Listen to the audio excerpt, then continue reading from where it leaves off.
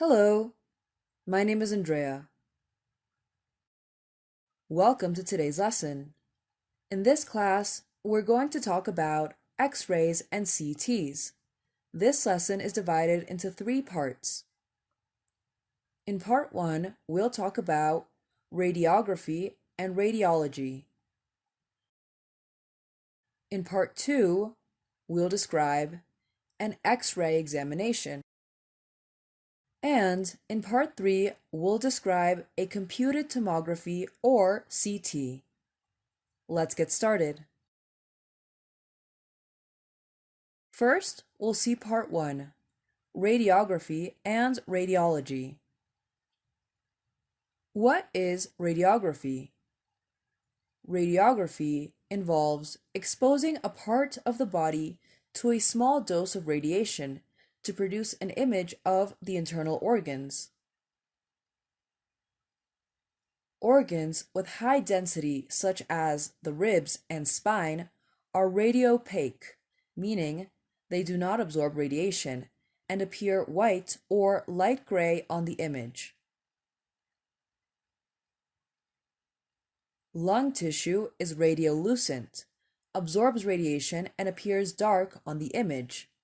Before some types of X-rays, patients are given a liquid called a contrast medium, such as barium or iodine, which is radiopaque and allows the organ or tissue it fills to be examined. The contrast medium may be swallowed, introduced through the anus as an enema, or given as an injection. It's different from radiology. Radiology is the use of radiation in the diagnosis and treatment of diseases such as cancer. Now, let's see part 2, X-ray examination. Here, we'll describe a typical procedure to obtain an X-ray of the chest.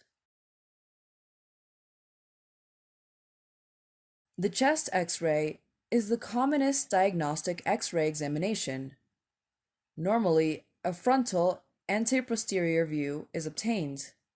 The patient stands facing the photographic plate, with the chest pressed to the plate, with hands on their hips and elbows pushed out in front. The radiographer, the technician who takes the X-ray, asks the patient not to move, then to breathe in deeply and not to breathe out. This makes a blurred, unclear X-ray image less likely and improves the quality of the image, as it is easier to see abnormalities in air-filled, inflated lungs than in deflated lungs.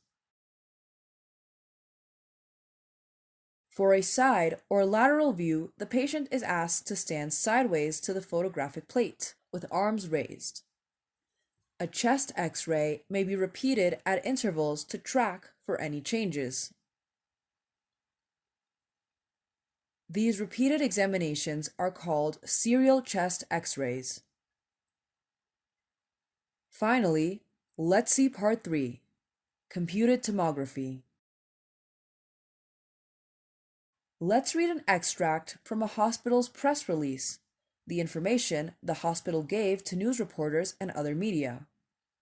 This information is about a new CT scanner the hospital has acquired. CT stands for computed tomography. The Western General has installed a new GE Lightspeed 16 computed tomography CT scanner. CT uses an X-ray source which rotates around the body to produce cross-sectional images. The new scanner takes up to 16 simultaneous cross-sectional images, slices, and transmits more data in less time than ever before. Each slice can be less than 1 millimeter thick, making it possible to find every small abnormality in the body. The scanner will be used for diagnosing muscle and bone disorders, locating tumors, infections, and clots, monitoring the process of malignant diseases and the response to therapy, treatment, providing accurate guidance for interventional procedures such as biopsies and drainage, removing fluid from the site of an injury or infection. That's the end of today's class. I hope you found this lesson informative. See you next class.